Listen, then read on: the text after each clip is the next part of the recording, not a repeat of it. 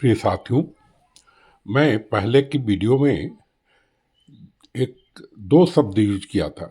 एक तो डीआरए का कोर्स उन लोगों के लिए अनिवार्य है जो कोई कलेक्शन का काम करते हैं या रिकवरी का काम करते हैं।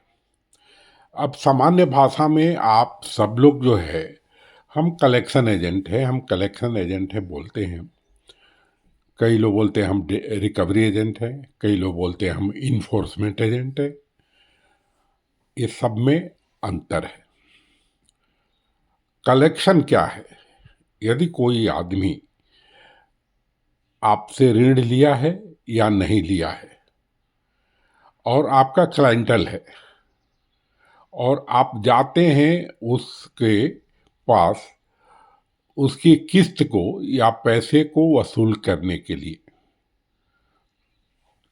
अब मानिए कि वो ऋण लिया है, उसकी किस्त ड्यू नहीं है, तो किस्त ड्यू होने के पहले जब आप जाते हैं तो वो कलेक्शन का कार्य करते हैं। जैसे दोनों बातें हैं कि आपको याद है कि वो 15 तारीख को किस्त देने का है, तो 15 तारीख के पहले या तो वो बुला लिया तो आपको पैसा मिल गया, या आप खुद जाके लाते हैं तो वो कलेक्शन है। रिकवरी क्या है? रिकवरी यदि उसकी किस्त या इंस्टॉलमेंट ड्यू हो गया, हमारे उदाहरण वाले में 15 तारीख को ड्यू हो गया कि 15 तारीख तक उसको पैसा देना है। अब वो 15 तारीख को पैसा नहीं दिया और 16 तारीख नेक्स्ट डे हो गया, तो वो पैसा ड्यू हो गया। मतलब उसको जो है आप जब जाते हैं तो वो रिकवर करने जाते हैं। अब रही बात ये कि ये कोर्स जो है वो कलेक्शन और रिकवरी दोनों कार्य करने वाले के लिए है। अब मैं इसका विस्तृत विवरण जो है आपको जब आप क्लास अटेंड करेंगे तो उसमें समझाया जाएगा। इसका चैप्टर्स है। दूसरी बात है जो हमने बतलाया कि सुप्रीम कोर्ट ने आदेश दिया कि इनको बैंक के किन किन नियमों के तहत किन किन व्यवस्थाओं में ऋण दिया जाता है, इसकी जानकारी दी जाए। ये सब चीज़ें जो है आपको कोर्स में समझाई जाएगी।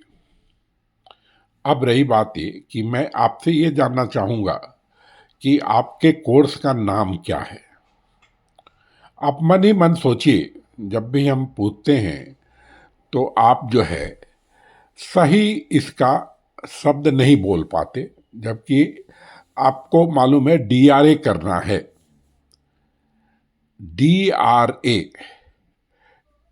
उसका किस चीज का ये फॉर्म है? शॉर्ट फॉर्म है डेप्ट रिकवरी एजेंट। अब हम आपको इस वीडियो में बतलाएंगे कि डेप्ट क्या है, रिकवरी क्या है और एजेंट क्या है। और आपके कोर्स में भी जो है इन्हीं तीनों कार्यों को वर्णित किया गया है। अब रही बात कि समय समय पर जो रूल्स आए, जो हमारे कानून आए, तो उसका पूरा विवरण आपके कोर्स में है। कोई भी गप वगैरह नहीं है। यदि हम मोटे तौर पर देखें तो इसमें 55 से 60 जो है वो कानून है, एक्ट्स है। तो उस कानून को हम इस रूप में नहीं पढ़ाते कि आप नेगोशिएबल इंस्ट्रूमेंट एक्ट के कलेक्शन की धारा इसमें जाए, आप जो है इंडियन कॉन्ट्रैक्ट एक्ट के धारा इसमें जाए। मगर जो बैंक में कार्य होते हैं वो इन्हीं 55-60 जो है, जो मुख्य मुख्य जो एक्ट है उसके अंतर्गत होते हैं। और आपको जो है उन एक्ट की हल्की फुल्की जानकारी लेकर के, यदि आप और विद्वान बनना चाहते हैं तो उसकी भी पूरी जानकारी लेकर के कोर्स को करना है।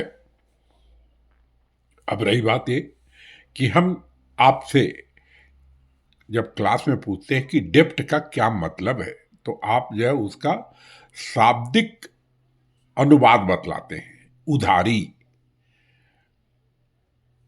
अब उधारी क्या है, उधारी क्या है और रिकवरी क्या है और एजेंट क्या है, ये तीनों का जो है हर एक का मतलब जब आप समझेंगे तब आप जो है आपका ध्यान इस कोर्स को करने के लिए बहुत अच्छा से रहेगा।